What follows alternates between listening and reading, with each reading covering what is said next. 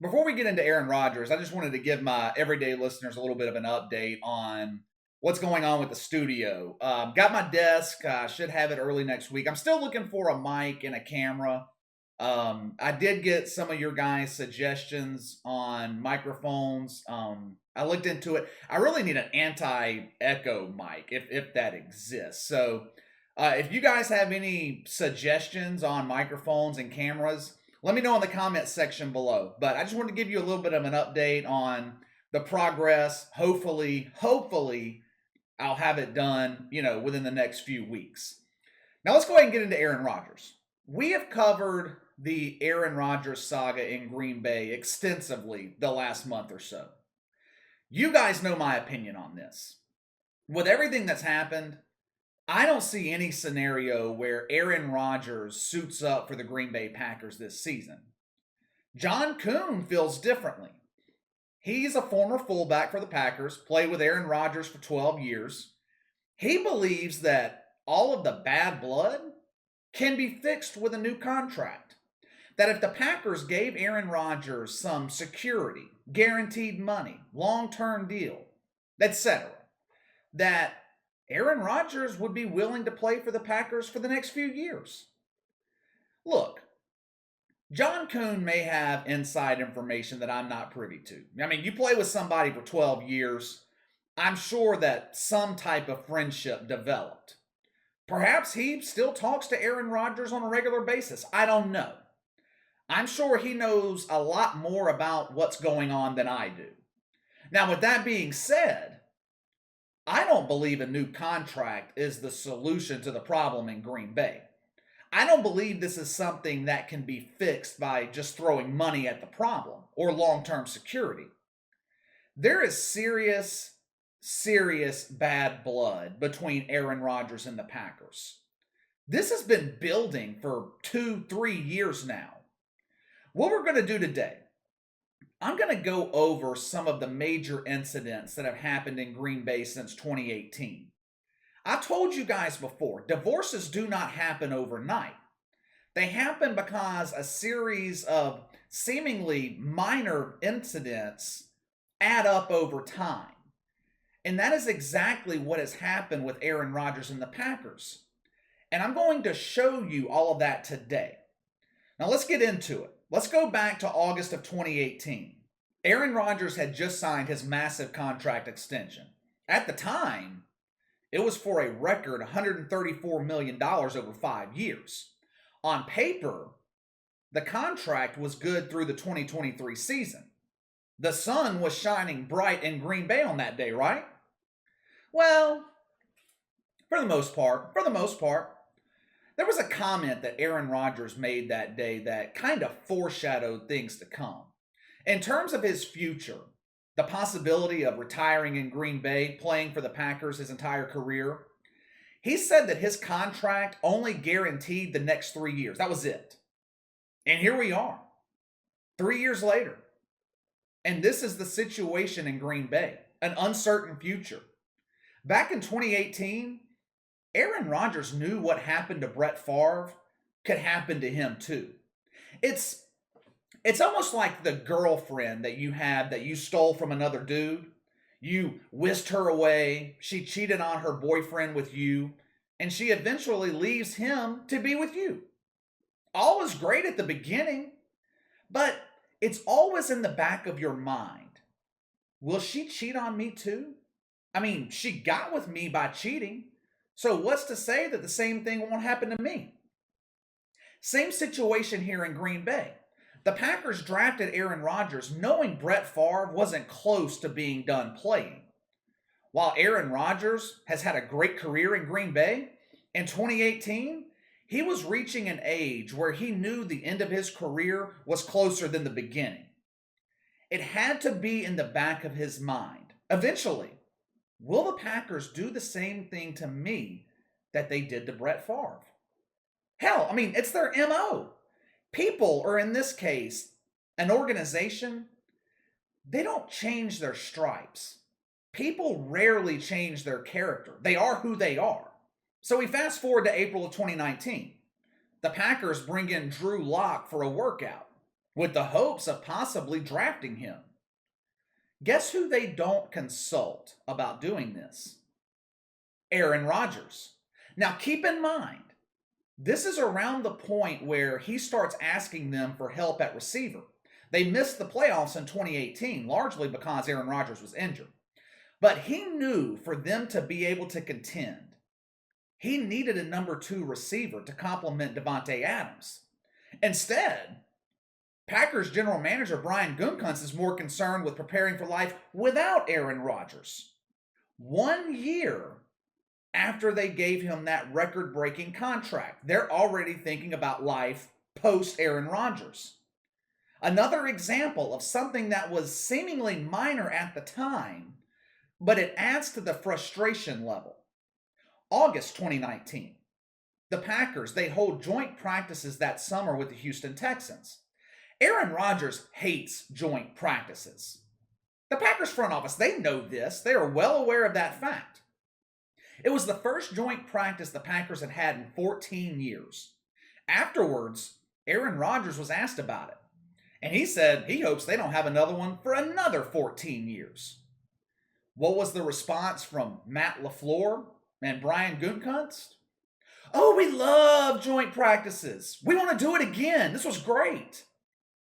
Another minor instance added to Aaron Rodgers' frustration. Fast forward, February 2020. The Packers coming off an appearance in the NFC Championship game. Aaron Rodgers, at this point, he knows that the current roster has hit its ceiling. That's as good as they were going to get. They went 13-3 in 2019, but like I've said countless times, that 2019 Packers team was the worst 13-3 team in NFL history. Once again, Aaron Rodgers approaches the front office, asks for help at receiver. Instead, his general manager tells the media that he's actually looking to draft a quarterback in the first round. When asked how that would impact Aaron Rodgers, he simply says that Aaron Rodgers just wants to win and that he knows that we are trying to make the best decision for the team going forward. I don't really worry about that, what Aaron Rodgers is thinking. Translation, we are preparing for life after Aaron Rodgers, and I don't really give a damn what he thinks about the possibility of us using a first-round pick to draft a quarterback. April 2020. Of course, we all know what happens here. Packers trade up, draft Jordan Love. Now, what's interesting about this, Justin Jefferson was taken right before Jordan Love. Not too many picks before him. Green Bay could have moved up and selected him. And look, maybe they tried. Maybe they tried. I doubt it, seeing as how Brian Gutekunst said they were open to drafting a quarterback just 2 months before, but maybe they tried to trade up and get a receiver. Either way, though, once again, they screwed up with how they handled this situation. You know how Aaron Rodgers found out that the Packers were drafting Jordan Love? By watching the draft on ESPN. Just like me and you. This was no minor instance here. This was major. This piled onto his frustration. Aaron Rodgers was pissed, and rightfully so. If he could have gotten out of Green Bay last offseason, I believe he would have. But he knew because of his contract and how expensive it would be for the Packers to trade or release him, that he was stuck in Green Bay for 2020. So he had to make the best of a bad situation. Fast forward to September of last year. Aaron Rodgers is being interviewed on SiriusXM. This was right before the season. They're talking about the roster, his receivers, and Aaron Rodgers was talking real highly of Jake Kumro. He said he felt good about the receivers that he had. And like I said, he was very high on Jake Kumro. 24 hours later, the Packers cut Jake Kumro. Do you really think that was a coincidence? I mean, really? 24 hours after Aaron Rodgers is praising him on national radio, his general manager cuts him? Rodgers had been high on Kumro since 2017. This was another notch added to Aaron Rodgers' frustration with the Packers, and more specifically, his general manager. So we are into the regular season now, 2020. Aaron Rodgers is on fire, on his way to winning his third MVP award. After a game in November, at this point, the Packers kind of starting to struggle a little bit offensively. Aaron Rodgers is asked by the media if he needs more help on offense. Specifically, does he need help at receiver? He replies that the last time he praised a wide receiver, he ended up getting the guy cut. So let's move to January. Aaron Rodgers, Tom Brady, NFC Championship game. Packers at home, Lambeau Field. They're down 8 points with about 2 minutes to go. 4th and goal from the 8-yard line. The Packers had ran 3 plays, gained 0 yards. But even still, this is the NFC Championship game. You are at home. And oh yeah, your quarterback is Aaron Rodgers. This decision is a no-brainer. You're going for it. Under no circumstances do you give the ball back to Tom Brady here. Dude has made a career of closing out big games. Not to mention the fact at this point, there's really no difference between a 5-point lead and an 8-point lead. If you fail to convert on 4th down, you have the Bucks backed up deep in their own end zone. Like I said, this call is a no-brainer. You go for it. Nope. Not Matt LaFleur. He goes conservative, decides to kick the field goal, cuts the lead from 8 to 5. Aaron Rodgers never sees the ball again. Tom Brady closes out the game. Bucks go to the Super Bowl. Packers go home, prepare for a difficult offseason. Another bad decision by the Packers. Another notch added to Aaron Rodgers' frustration level. What I've outlined for you the last few minutes is just a brief synopsis of how we got here. There are more minor occurrences that have taken place, but you get the picture. This is how we have arrived to the situation that we are seeing now in Green Bay. So you tell me, how in the hell can this relationship be repaired? After everything that's happened the last 2 or 3 years, you mean to tell me that Aaron Rodgers and the Packers just patched things up this summer and moved forward this season? I can't see it happening. Aaron Rodgers is stubborn. He is not a forgiving dude. He has been biting his tongue. He has been keeping the peace for 2 years now. Last season was just an FU to the Packers. He was motivated to show them that he could carry a mediocre team, and that is exactly what he did. I don't think he wants to go through it again.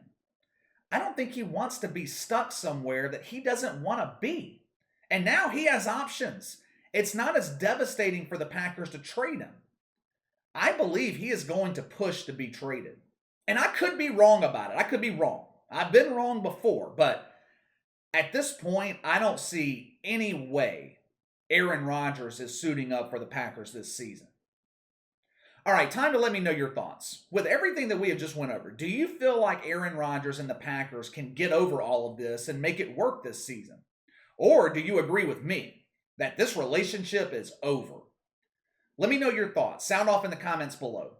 Make sure to like and subscribe. Click the notification bell to receive all notifications from the channel. Best way to contact me is by email at btlkc84@gmail.com. KC_BTL84 on Twitter. I'll see you guys tomorrow.